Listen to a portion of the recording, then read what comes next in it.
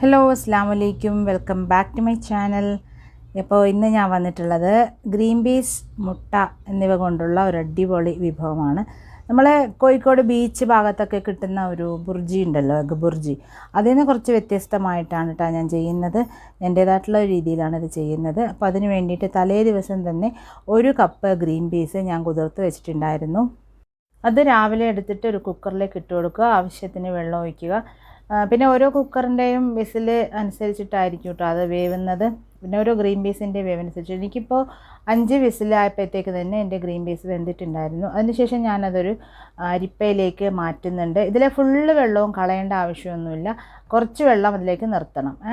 അതിനുശേഷം വീണ്ടും ഞാൻ ആ കുക്കറിലേക്ക് അത് തിരിച്ചിട്ടിട്ട് അതിലേക്ക് ഒരു വലിയ സ്പൂൺ കാശ്മീരി മുളക് പൊടി, പിന്നെ ഒരു വലിയ സ്പൂണ് തന്നെ, ഒരു ടേബിൾ സ്പൂൺ ആയാലും മതി കേട്ടോ, ചിക്കൻ മസാലയും കൂടി ചേർക്കുന്നുണ്ട്. മഞ്ഞളൊന്നും ഞാൻ അതിലിടുന്നില്ല. ഇനി വേറൊരു പാത്രത്തിലേക്ക് 4 മുട്ട പൊട്ടിച്ചൊഴിക്കുക, അതിലേക്ക് ആവശ്യത്തിന് ഉപ്പ് ചേർക്കുക. എന്നിട്ടൊരു കടായിലേക്ക് കുറച്ച് ഓയിൽ ഒഴിച്ചിട്ട് ഈ മുട്ട അതിലേക്ക് ഒഴിച്ചു കൊടുക്കുക. ഇതിന് ചിക്കി പൊരിച്ചെടുക്കണം, നമ്മൾ ഫ്രൈഡ് റൈസിലേക്കൊക്കെ ചെയ്യുന്ന പോലെ ചിക്കി എടുക്കണം. തീരെ പൊടിയായിട്ട് ഇതിൻ്റെ കഷ്ണങ്ങൾ വരരുത്, കുറച്ചൊരു മീഡിയം സൈസിലുള്ളതായി ഒരു രീതിയിൽ വേണം ഇത് ചിക്കി എടുക്കാൻ വേണ്ടിയിട്ട്. ഇനി ഇത് ഞാൻ വേറൊരു പാത്രത്തിലേക്ക് മാറ്റിയിട്ട് അതേ പാത്രത്തിൽ തന്നെയായിട്ട് ബാക്കിയൊക്കെ ചെയ്യുന്നത്.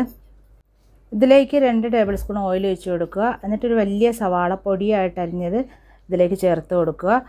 അതേപോലെ തന്നെ ഈ സവാള വഴന്ന് വരുന്നതിന് ആവശ്യമായിട്ട് കുറച്ച് ഉപ്പ് കൂടി ഒരു സമയം ചേർത്ത് കൊടുക്കുക. എന്നിട്ട് ഇത് നന്നായിട്ട് വഴറ്റി ഇതിൻ്റെ കളറൊക്കെ ഒന്ന് മാറുന്ന വരെ നമുക്ക് വെയിറ്റ് ചെയ്യാം. അപ്പോൾ ഇത് നമ്മുടെ സവാളയുടെ കളറൊക്കെ ഒന്ന് മാറി വന്നിട്ടുണ്ട്. ഈ ഒരു സമയത്തിലേക്ക് കുറച്ച് കറിവേപ്പില കൂടി ചേർത്ത് കൊടുക്കുക. എന്നിട്ട് ഒന്നുകൂടി ഇളക്കി യോജിപ്പിക്കുക. ഇനി നേരത്തെ നമ്മൾ മാറ്റി വെച്ചിട്ടുണ്ടല്ലോ നമ്മളെ ഗ്രീൻ പീസ് മസാലകളൊക്കെ ചേർത്തിട്ട്, 2 മസാല അതിൽ ചേർത്തിട്ടുള്ളൂ, മുളക് പൊടിയും ചിക്കൻ മസാലയും. അതങ്ങനെ തന്നെ ഇതിലേക്ക് ചേർത്തിട്ട് ആവശ്യത്തിന് ഉപ്പ് ഈ ഒരു സമയം ചേർത്ത് കൊടുക്കുക. എന്നിട്ട് എല്ലാം കൂടി ഒന്ന് ഇളക്കി യോജിപ്പിക്കുക. ഇനി ഇതെല്ലാം കൂടി യോജിപ്പിച്ച് ഈ മസാലകളുടെ പച്ചമണമൊക്കെ ഒന്ന് മാറണം, ആ ഒരു സമയം വരെ വെയിറ്റ് ചെയ്യുക. അതിനുശേഷം നമ്മൾ നേരത്തെ പൊരിച്ച് മാറ്റി വെച്ചിട്ടുള്ള ചിക്കി എടുത്തിട്ടുള്ള നമ്മളെ മുട്ട കൂടി ഇതിലേക്ക് ചേർത്തിട്ട് എല്ലാം കൂടി ഒന്ന് മിക്സ് ചെയ്യുക. അപ്പോൾ ഇതുവരെയായിട്ടും ഈ ഒരു വിഭവം തയ്യാറാക്കി നോക്കാത്തവർ തയ്യാറാക്കി നോക്കണം. അപ്പോൾ നമുക്കിനി ഇതൊരു സെർവിങ് ഡിഷിലേക്ക് മാറ്റി കൊടുക്കാം. ഭയങ്കര ടേസ്റ്റാണ് കേട്ടോ ഇതിങ്ങനെ വെറുതെ കട്ടൻ ചായയുടെ കൂടെ കഴിക്കാനും നല്ല രസമാണ്. അതേപോലെ തന്നെ നമ്മൾ ചോറിൻ്റെ കൂടെ സൈഡ് ഡിഷായിട്ട് ചേർക്കാനും നല്ല ടേസ്റ്റാണ്.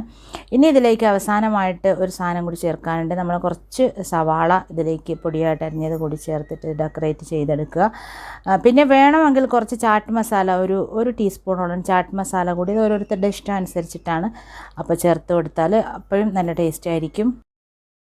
അപ്പോൾ അത്രയേ ഉള്ളൂ.